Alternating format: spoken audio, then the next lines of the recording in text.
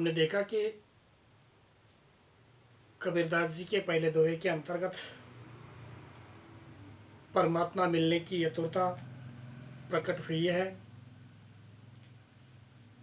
इस अवस्था में विरह मिलन की आशा, निराशा, अभिलाषा, वेदना की अत्यंत जीवंत तरल अभिव्यक्ति हुई है। राम के विरह में विरहिणी की तरह उन्होंने अपने भाव व्यक्त किए हैं। बिना प्रियतम मिले उसे पल भर के लिए भी चैन नहीं है।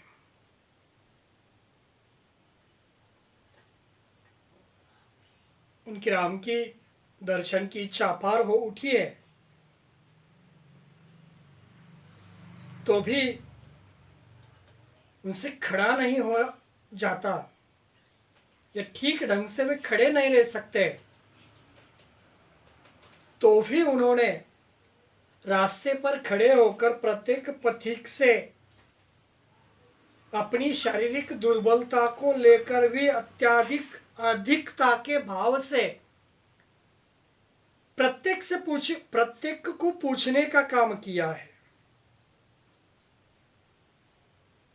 कि मेरे प्रभु मुझे कब मिलने के लिए आएंगे, मेरे प्रभु मुझे कब मिलने के लिए आएंगे। भाई इस दोहे के अंतर्गत हमें विरह का दुख बहुत बड़ा, अनोखा एवं विलक्षण होता यह दिखाई देता है। विरह का दुख बहुत बड़ा, अनोखा और विलक्षण होता यह दिखाई देता है, क्योंकि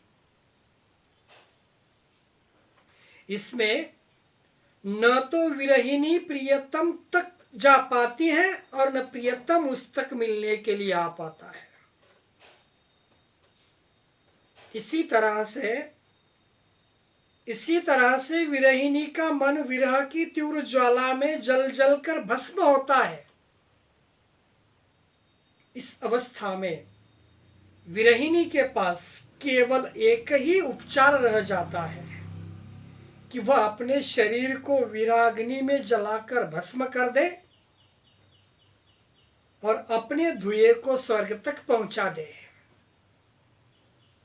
हो सकता है उस धुएं को देखकर ही दयालु प्रियतम के मन में कुछ करुणा का उद्रेक हो, अन्यथा वो विरह मिलन की अवस्था वहीं पे निर्माण ही नहीं होगी।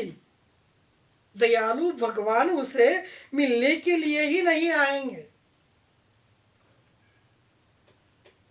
एक दोहे के अंतर्गत कबीरदास जी ने कहा, उनका रास्ता देखते देखते आंखों में झाई पड़ गई है, नाम पुकारते पुकारते जीभ के छाले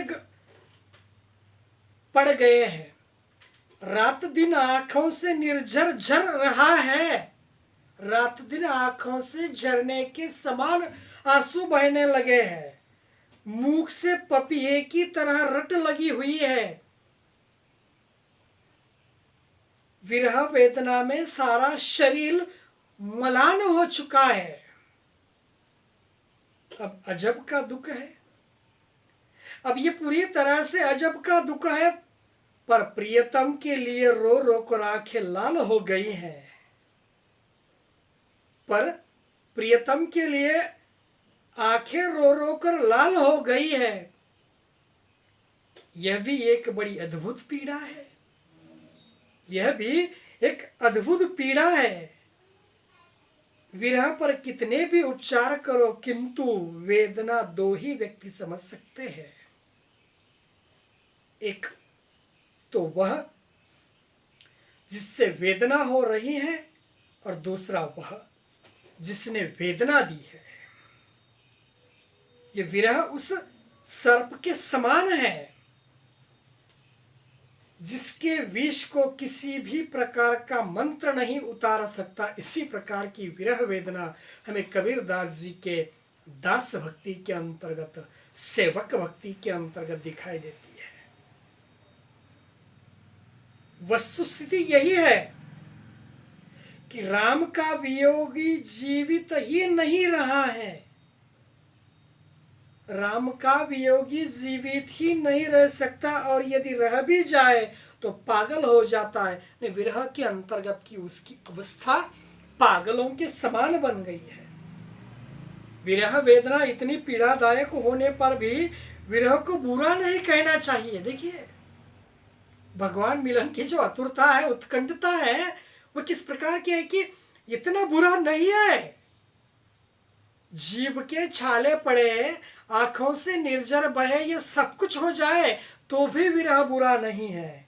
क्योंकि जिस हृदय में विरह का संचार नहीं है, जिस विरह का संचार नहीं है, वह हृदय शायद स्मशान के समान है।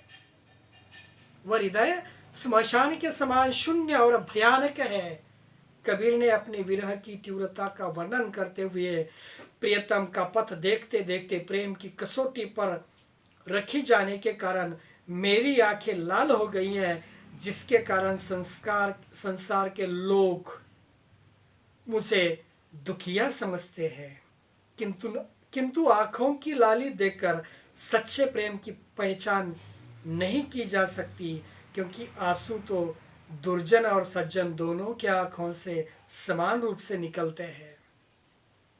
दोनों के आंखों से समान रूप से निकलते हैं। सच्चा प्रेमी और सच्चा विरही तो वही व्यक्ति माना जाता है जिसकी आंखों से आंसुओं के स्थान पर लहू निकले। विरह से ही, कबीर आगे कहते हैं, विरह से ही प्रियतम की प्राप्ति हो सकती है। अंततः जो प्रियतम को प्राप्त करना चाहते हैं, उन्हें हंसना छोड़कर रोने से ही हेत लगाना चाहिए। हंसना छोड़कर रोने से ही हेत लगाना चाहिए। किंतु यह अवस्था भी बड़ी कठिन है। क्योंकि रोने से बल घटता है और हंसने से प्रियतम अप्रसन्न होता है। हंसी तो प्रेम में सर्वथा वर्जनीय है, क्योंकि जिसने भी अपना प्रियतम प्राप्त किया है वह रो रो कर ही किया है। अपने प्रियतम को प्राप्त करने के लिए विरहिणी के नेत्र प्रियतम का मार्ग देखते देखते ज्योति विहीन हो जाए, चाहे विरही की आग में जल जल कर उसका शरीर भस्म हो जाए। अंततः उनके दोहों के अंतर्गत हमें दिखाई देता है, बहुत दिनन की जोबती बाट तुम्हारी राम, जीव तरस तुझ मिलन को मनी नाही विश्राम। देखिए, यहीं पे दूसरे दोहे के अंतर्गत कबीरदास जी कहना चाहते हैं कि बहुत दिनन की जोबती, प्रेम की परिपूर्णता एवं परिपक्वता के लिए विरह को आवश्यक मानकर हमने, या कबीरदास जी ने विरह को आवश्यक मानकर हमने और कबीरदास जी ने विरह के द्वारा आत्मा और परमात्मा की और भी दृढ़ता के साथ उन्मुख होता हुआ उनका विचार दिखाई देता है। वे कहते हैं कि हे प्रभु, मैं बहुत दिन से तुम्हारी प्रतीक्षा कर रहा हूँ। हे प्रभु, मैं बहुत दिन से तुम्हारी प्रतीक्षा कर रही हूँ। मेरा हृदय तुमसे मिलने के लिए व्याकुल है और मन में चैन नहीं है।